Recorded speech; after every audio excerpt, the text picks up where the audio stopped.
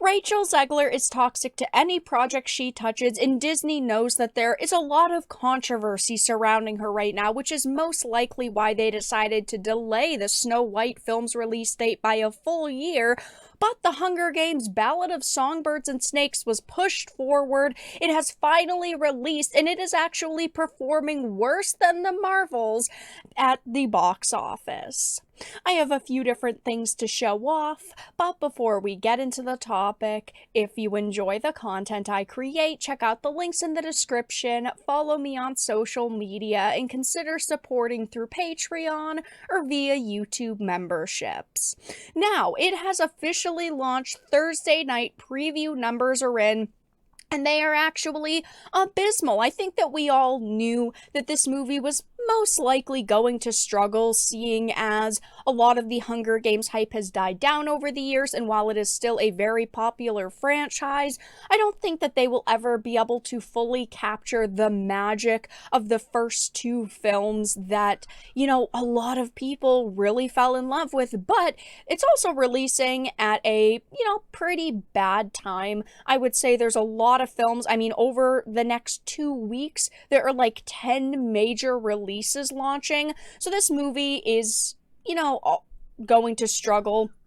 And I think we always expected that to be a problem for it. But you also have Rachel Zegler, an actress that is one of the most hated in Hollywood currently because of everything she has said and done over the past year and a half. All of the resurfaced interviews where she attacked fans of the original Snow White and said the 37 animated is so outdated now and they have to modernize it. And I guess they got lucky that she wasn't really able to do a lot of promotional material for the Hunger Games, but the damage has been done just because of her, because it says Rachel Zegler's The Hunger Games: Ballad of Songbirds and Snakes brought a lower take at the box office in its Thursday night previews compared to Brie Larson's The Marvels. And this is a movie that only released last week that also has done terribly at the box office. And it is predicted that after this full weekend comes and goes, The Marvels is going to have an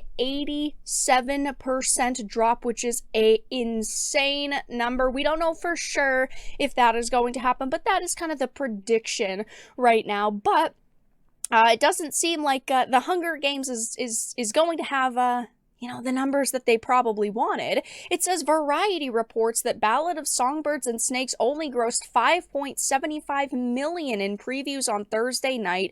That's nearly $1 million less than what Brie Larson and The Marvels did. That film grossed $6.6 million at Thursday night previews just a week ago. It says, interestingly, the film was projected to have a better opening weekend than The Marvels. Box Office Pro adjusted their predictions upwards this week, claiming the film would gross between 42 and 55, and specifically predicting it would bring in 47.1 million at the domestic box office.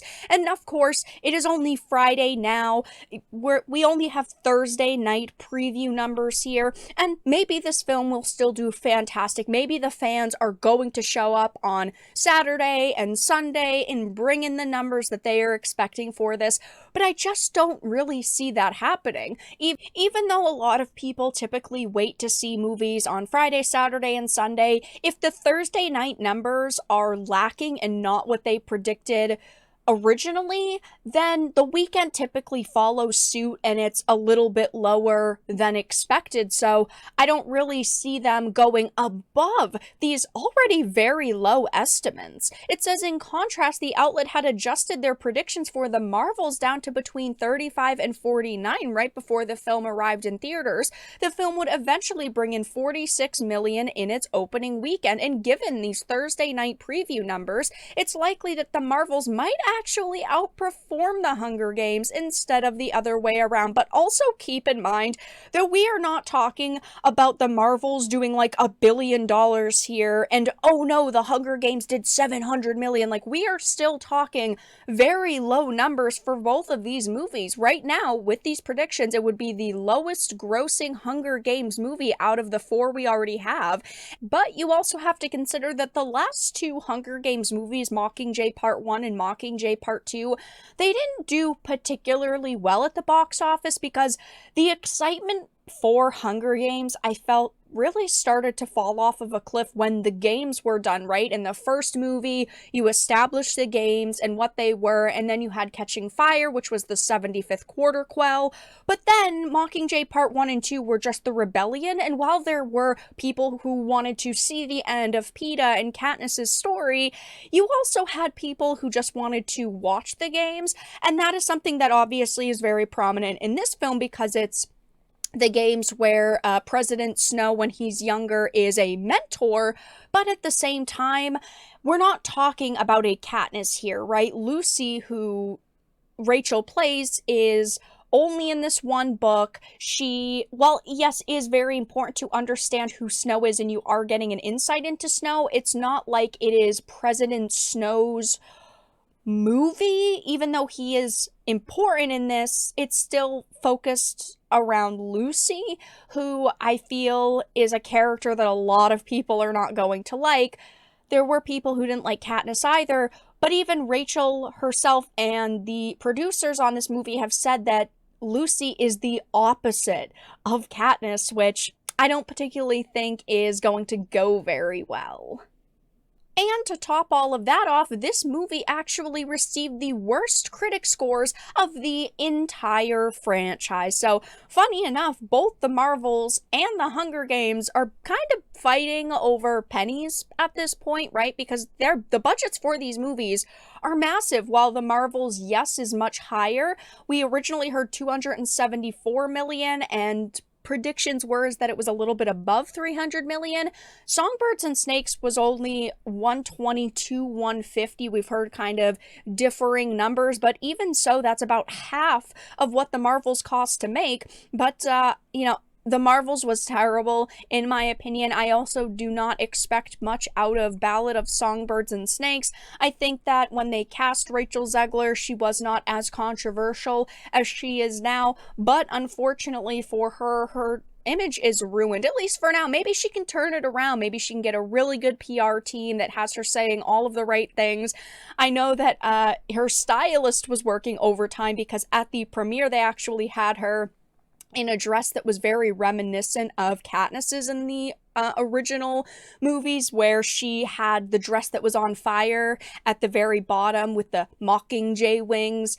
So I know that her stylist was definitely on point, trying to, win nostalgic fans over. But even, this movie has the worst critic scores of the entire franchise. And while there are no user scores up yet, and there will be pretty soon, I just don't see this going over well with audiences. I think, of course, the super fans of Hunger Games are absolutely going to love it, but there are going to be a lot of casual moviegoers who are either probably going to have some issues with it or might not even go and see it. Only time will tell. Maybe over the weekend this will do a lot better, but I know I personally will not be going and spending money to see it simply because I dislike Rachel Zegler. I think that she is not a very good person, given the fact that she has basically said F anybody who criticizes me, F anybody who doesn't like me, with the no tears left to cry sweater that she was wearing in the,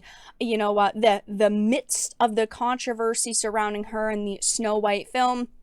Only time will tell, but I do think that she has severely damaged this movie, and at this point, the Marvels and Hunger Games are both going to be fighting over the same audience, but neither have done particularly well so far. But that's all that I really had to discuss in this video. Let everyone know your thoughts in the comment section down below. If you enjoyed this, make sure to give it a like, share it, and subscribe to the channel. And of course, if you didn't, make sure to give it a dislike. I appreciate your support either way, but I will talk to you all again in the next video really soon.